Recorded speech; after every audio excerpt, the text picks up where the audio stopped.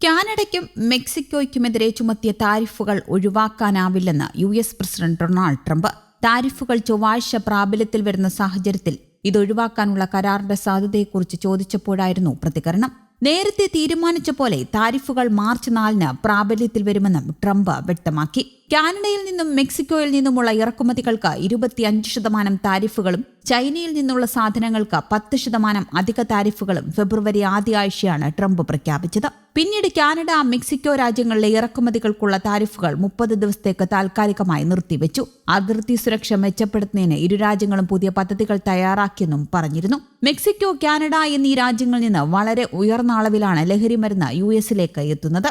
ഇവയിൽ ഭൂരിഭാഗവും ഫെന്റനൈലിന്റെ രൂപത്തിലാണ്. ഇത് ചൈനയിൽ നിർമ്മിച്ച് വിതരണം ചെയ്യുന്നതാണ്. അപകടകരമായ ഇവയുടെ ഉപയോഗത്തിൽ കഴിഞ്ഞ വർഷം 1 ലക്ഷത്തിലേറെ ആളുകൾ മരിച്ചുവെന്നാണ് കഴിഞ്ഞ ഫെബ്രുവരിയിൽ ട്രൂത്ത് സോഷ്യൽ പോസ്റ്റിൽ ട്രംപ് പറഞ്ഞത്. മാർച്ച് 4 മുതൽ ചൈനയിൽ നിന്ന് 10% അധിക താരിഫുകൾ ഈടാക്കുമെന്നും US അറിയിച്ചിരുന്നു. അതിനിടെ ഉക്രൈനുള്ള സൈനിക സഹായം അമേരിക്ക താൽക്കാലികമായി നിർത്തിയെന്ന റിപ്പോർട്ടുകളും പുറത്തുവരുന്നുണ്ട്. അമേരിക്കൻ പ്രസിഡന്റ് ഡൊണാൾഡ് ട്രംപും ഉക്രൈൻ പ്രസിഡന്റ് വൊളോഡിമിർ സെലൻസ്കിയും തമ്മിൽ കഴിഞ്ഞയാഴ്ച ട്രംപിന്റെ ഓവൽ ഓഫീസിൽ വെച്ച് വാഗ്വാദത്തിൽ ഏർപ്പെട്ടിരുന്നു. ഇതിന് പിന്നാലെയാണ് അമേരിക്ക കടുത്ത നടപടി സ്വീകരിക്കാൻ തീരുമാനിച്ചതെന്നും വൈറ്റ് ഹൌസ് ഉദ്യോഗസ്ഥർ സ്ഥിരീകരിച്ചു. പ്രശ്നപരിഹാരം കാണും വരെ US സഹായം താൽക്കാലികമായി നിർത്തും. ഉക്രൈനിലേക്ക് അയക്കാൻ ഉദ്ദേശിച്ചിരുന്ന എല്ലാ സൈനിക ഉപകരണങ്ങളും തൽക്കാലം നൽകില്ല. ഉക്രൈനിലേക്കുള്ള പല ആയുധങ്ങളും പോളണ്ടിലുണ്ട്. ഇത് അവിടെ തന്നെ സൂക്ഷിക്കും. പ്രതിരോധ സെക്രട്ടറി പീറ്റ് ഹെഗസത്തിനോട് സഹായം താൽക്കാലികമായി നിർത്താൻ ട്രംപ് ഉത്തരവിട്ടതായും റിപ്പോർട്ടുകൾ ചൂണ്ടിക്കാട്ടുന്നു. ഉക്രൈനുള്ള സൈനിക സഹായം നിർത്തലാക്കുന്നതിനെക്കുറിച്ച് ചർച്ച ചെയ്തിട്ടില്ലെന്നും എന്നാൽ അമേരിക്കയുടെ പിന്തുണയ്ക്ക് സെലൻസ്കി കൂടുതൽ നന്ദിയുള്ളവനായിരിക്കണമെന്നും ട്രംപ് വൈറ്റ് ഹൌസിൽ മാധ്യമപ്രവർത്തകരോട് പറഞ്ഞതിന് മണിക്കൂറുകൾക്ക് ശേഷമാണ് പുതിയ റിപ്പോർട്ടുകൾ വരുന്നത്.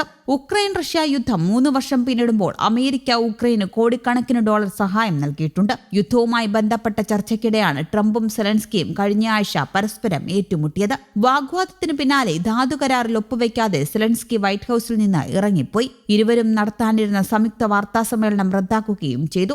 റഷ്യൻ യുദ്ധവുമായി ബന്ധപ്പെട്ടതും ധാതു കരാർ ഉൾപ്പെടെയുള്ള കാര്യങ്ങളിലും ട്രംപുമായി വൈറ്റ് ഹൌസിൽ കൂടിക്കാഴ്ച നടത്തുന്നതിനിടെയാണ് വാഗ്വാദം. റഷ്യയുമായുള്ള സമാധാന കരാറിൽ അമേരിക്ക നിർദ്ദേശിക്കുന്ന ഏത് നിബന്ധനയും അനുസരിക്കണമെന്ന ആവശ്യമാണ് സെലൻസ്കിയെ ചൊടിപ്പിച്ചത്. റഷ്യയുമായുള്ള യുദ്ധത്തിൽ അമേരിക്ക നൽകിയ പിന്തുണയ്ക്ക് നന്ദി വേണമെന്ന് ട്രംപ് രൂക്ഷമായി പറഞ്ഞു. സെലൻസ്കി 3-ാം ലോക മഹായുദ്ധത്തിന് ശ്രമിക്കുകയാണോ എന്നും ട്രംപ് ചോദിച്ചു. റഷ്യൻ പ്രസിഡന്റ് വ്ളാഡിമിർ പുടിനുമായി വിട്ടുവീഴ്ച പാടില്ലെന്നും അമേരിക്ക ബാധ്യത നിറവേറ്റാൻ തയ്യാറാകണമെന്നും സെലൻസ്കി തിരിച്ചടിച്ചു.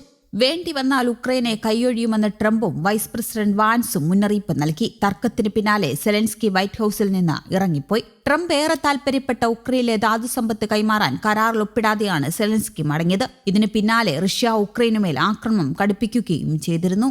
News desk, Kerala Kaumudi.